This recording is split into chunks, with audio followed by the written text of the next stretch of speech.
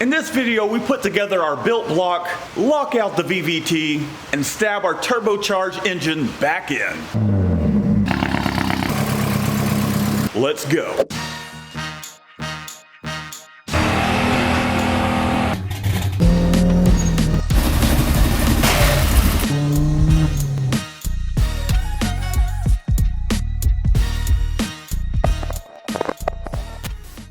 Well, we have her completely stripped down the engine. Not Shannon, I'm still working on that. But upon initial inspection, I know I've looked at it before. Now that we've got everything out of the way, looks pretty good. There is a little bit of a scratch there. Nothing I can almost hang a fingernail on it, but I'm not gonna worry about that too much because we're gonna hone it. Here's the cylinder where the busted up piston was. Some light scratches.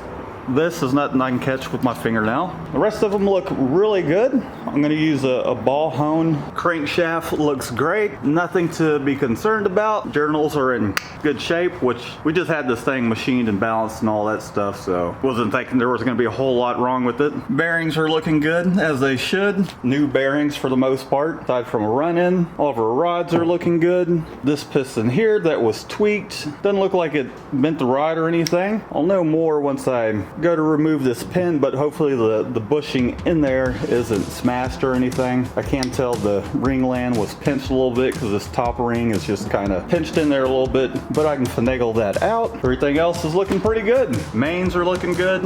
Everything's a-okay. I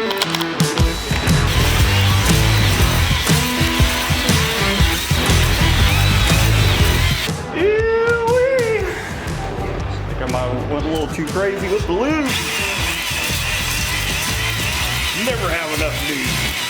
I don't know if you can see that, but you can see the oil where I'm honing it, just using a 10W30.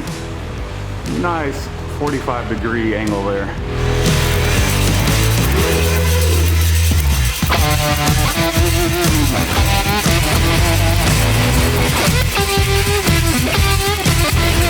All right, we got some nice crosshash marks, some honing all established. Late night in the shop. I'm going to go ahead and bathe this thing, as you guys have seen a couple times before. Clean her up, and then we'll start assembly. We got our surfaces all nice and clean. Everything cleaned up really well, so I'm pretty happy with how things came out. All we did is kind of reestablish our hone marks. So let's roll this outside and we'll clean her up. Little engine that could. You're gonna serve us well this time, aren't you?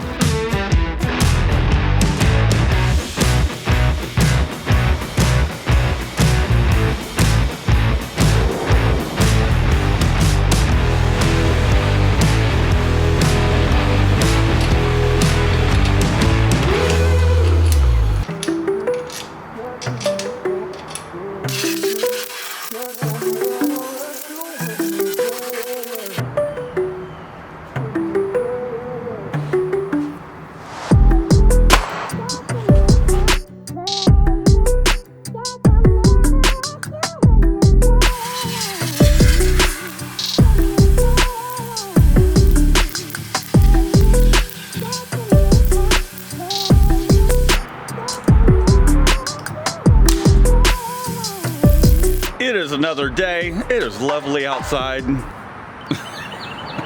And I found a pretty big issue. Turns out it wasn't the flywheel after all. Seems like the flywheel's spinning just fine. So I'm working on getting the engine out, and look at that. Look at this thing.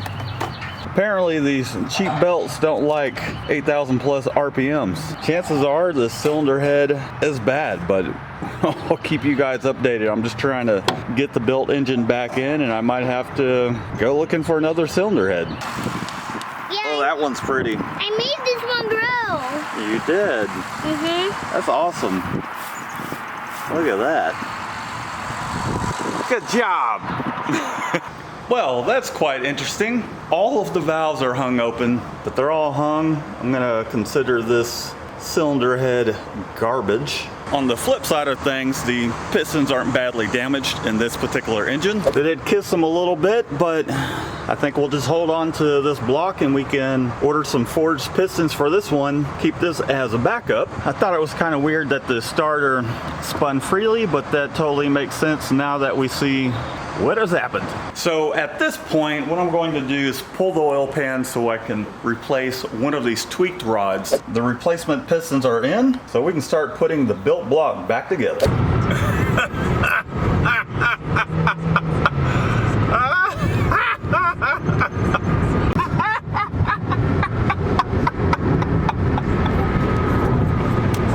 Considering the fact that our cylinder head is bad, back at the junkyard, let's see if we can't put our eyes on what I'm looking for. And if I can find it, then I'll go and grab my tools and we'll just rob it from the car and pay for it.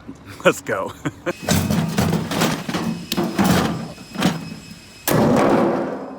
So we'll get her back to the shop, tear it apart, see what we need to do to it.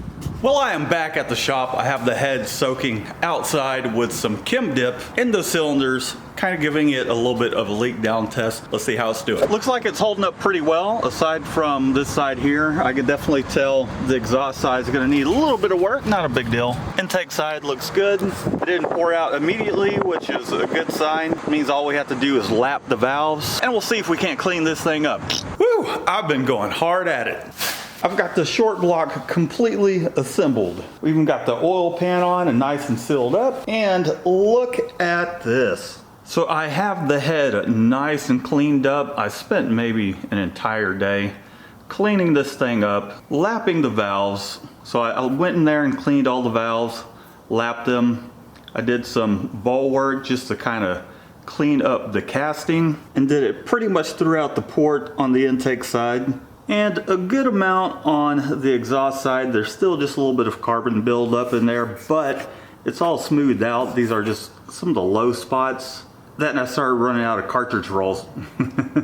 Surfaces are clean. Did the bowls of the exhaust side as well, so I think that will help with flow. Just kind of spent a couple 2 or 3 hours doing that. Didn't want to spend too much time on it. Got her nice and cleaned up. She's looking pretty spiffy. I just gave this thing a bath, knocked out the oil galley plugs, cleaned it quite well. I did open up these holes once again. I tried a little bit different of a method. Used a smaller bit, stuck it down in there and just kind of walked it around and kind of routed it out, which worked pretty awesome. So once this head finishes drying, I'm gonna go ahead and assemble it, and then I'm gonna call it a day because it's been a long day. It's taken a lot of work to get to this point, and then we can toss on the cylinder head, time it. I need to lock out the VVT, so I'm gonna have to weld those gears up. That's gonna take, I don't know, I haven't done that before, but we're gonna weld them up. Seems like the best solution, so that way we can just dial it in. Don't have to worry about valve to piston clearance issues. After that, it's going in the car. Not much longer until the long block is complete. I got the valves, the seals, springs and retainers in, the supertech springs and retainers, the beehive setup. She's looking nice and spiffy. I did the old flashlight test, shining it through the ports just to make sure I couldn't see anything coming out around the valves, and vice versa. I did it from this side as well, just to make sure I couldn't see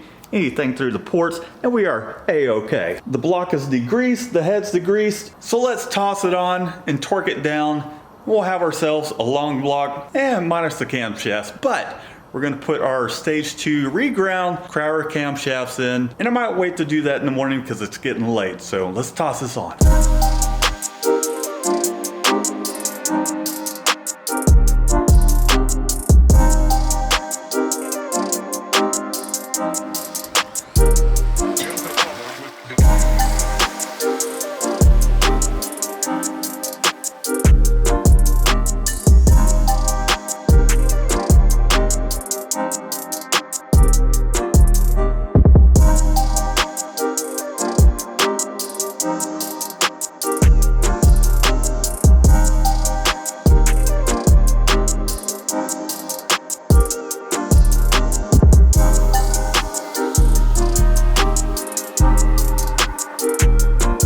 So I've dissected the spare that I have, and I just cut the outer shell off. I noticed that when you take the bolts out, this thing is really just welded together. You can see where it's just kind of seam welded all the way around, keeping these two shells held together. And you can see here are the vanes. There's a vane over here, here's one here, got another here. So each one of these cavities is where a vane is at. And my original idea was I was just gonna weld this together. So I did some test welding here. This is mild steel. However, I believe this is magnesium. I can put a magnet to it, it'll stick. However, anytime I've attempted to try and weld on this, it just wants to blow out.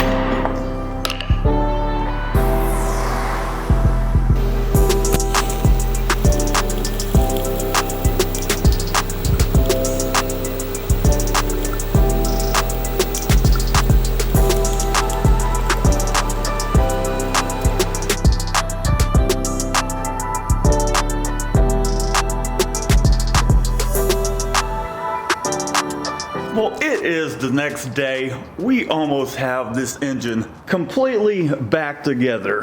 We got our camshafts in. We locked out the VVT and these variable cam timing gear thingamabob. We just need to toss those on along with our timing belt, and then we'll pull the old engine, we'll toss this in, and we'll put everything else on while this is in the car. We've got our timing belt on, rotated it a few times just to make sure everything is lining up. Everything looks a-okay. It is yet another day. I spent most of the day yesterday transferring a lot of accessories over to the engine, and I kind of got tired of borrowing the mechanic's engine hoist.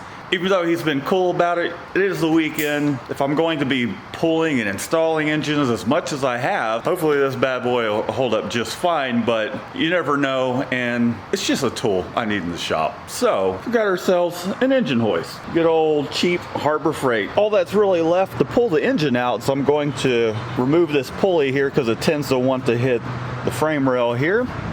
We'll get this plastic off so it doesn't tear anything up, along with this idler pulley. And then we've got about 5 bolts, and she can come out and we can toss the built engine back in. Out she goes. Oh shit. Don't fall. Don't fall. That's all right. All right, let's get this thing off the engine stand and we'll toss on the flywheel, and I'm gonna show this whole thing so that way there's no question about how torquing these things and all that stuff that lead to some of these failures. You know, it's like they make these stands and these hoists in a way that purposely a pain in the ass to get it off of the stand.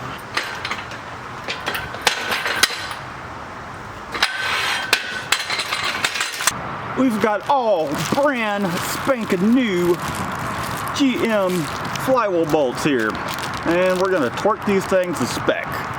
Our nice billet flywheel here. Crack one of these things open and hand feeder on in. As you can see, it's already got Loctite on it from the factory. Oh shit! I got my starter in backwards. Back to our program. We all make mistakes. Toss this dumb thing on there. Start threading these bad boys on in. And I'm just gonna snug these things up equally. We got our handy dandy flywheel locking tool installed. And we'll torque them to 26 foot-pounds, 30 degrees, and then 15.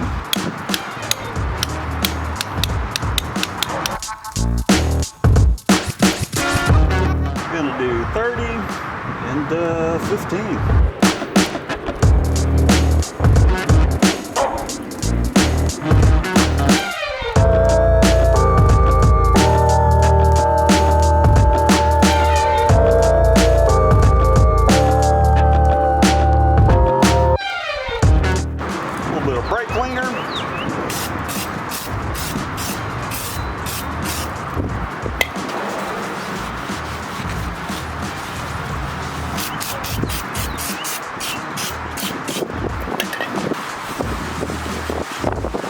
Toss our stage 5 unit on.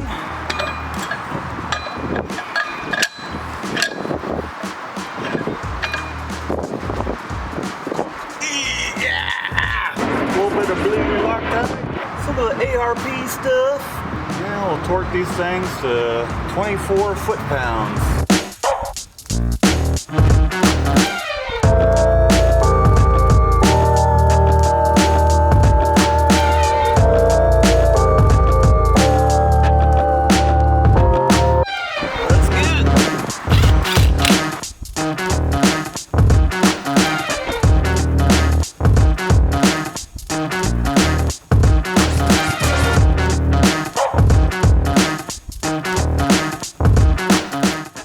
It's windy today, but is everybody feeling good about that? Because I do. Let's walk this bitch on over to the car. Shit.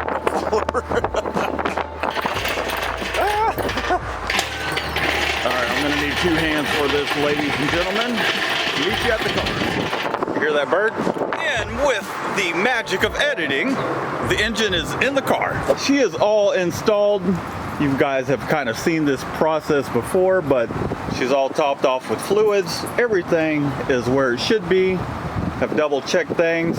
Have turned the key a handful of times just to kind of prime the oil system. Now, finally hooked up the injector connection. So let's see if we can't fire her up.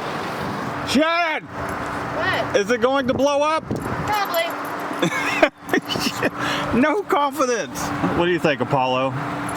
He doesn't care. He wants to go for a ride. Probably. I hate you. Get down, dude. We're not going anywhere yet. Turn the key on and off a couple times. But still looking dope. Get down. There's nobody in there.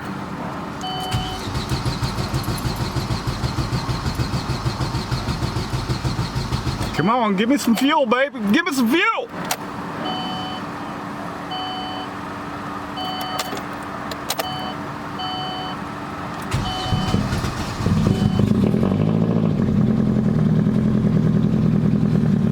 And there we go. It sounds like one running automobile. Make sure nothing's leaking. There you go, Apollo.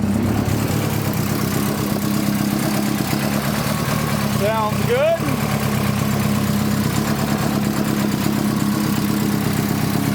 The cams even sound better.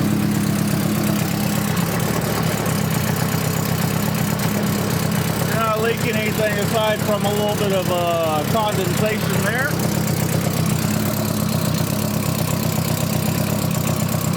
Yep, just a little condensation. All right. Man, it sounds different with the cams locked.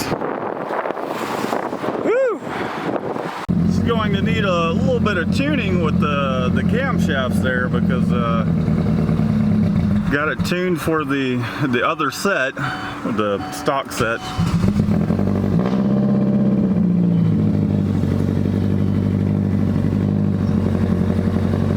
She's a little on the rich side.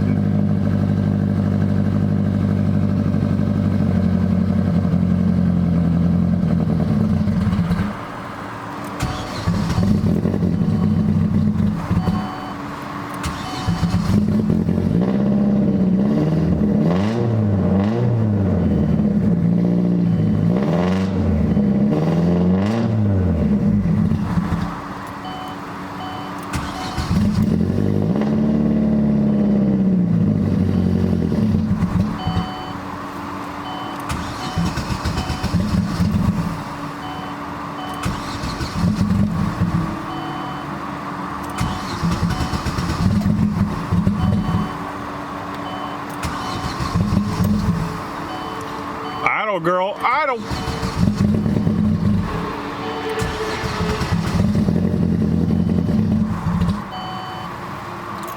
Well, get out of there, Apollo. Come on, let's go get the computer. Well, we got the engine in, no leaks. Definitely need to tune the thing because it's acting like a completely different animal with the cams locked out. The cams back in, for one, but that was a lot of work. It is Sunday, it's getting late. As much as I would like to tinker with this some more, we gotta get after it tomorrow. Thanks for tuning in. Let me know what you guys think down in the comments. In the next video, we'll start tuning it, put some break-in miles on it, and start making some power. Until next time, peace out. Will you peace out?